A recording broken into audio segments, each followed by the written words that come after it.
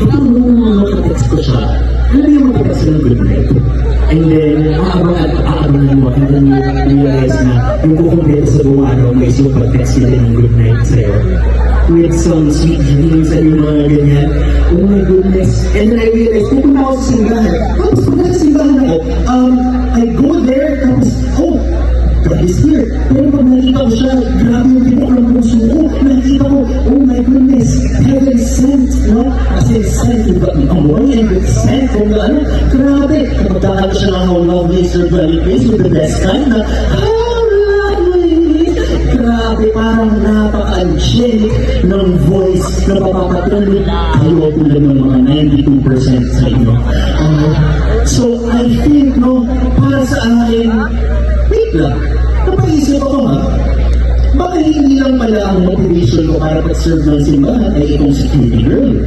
Baka yun pala, kailangan kong baguhin ang lyrics ng aking ginawang kanta. Kinahanglan na akong baguhin.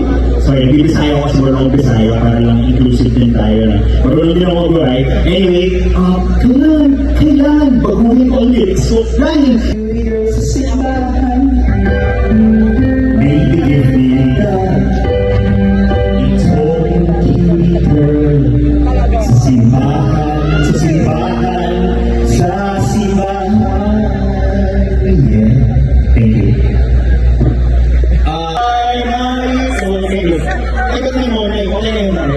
Thank you.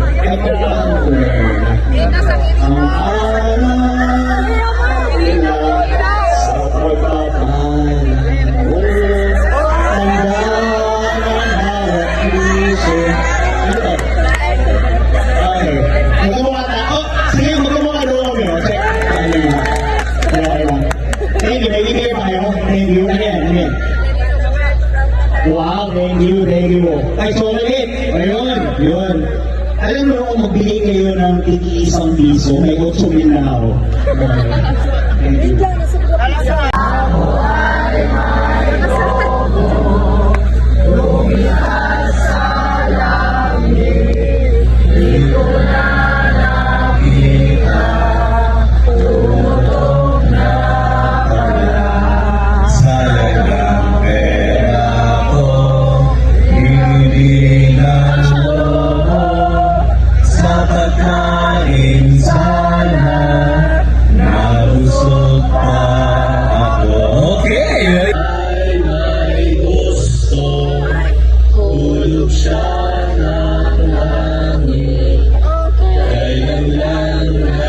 Kita, may tutok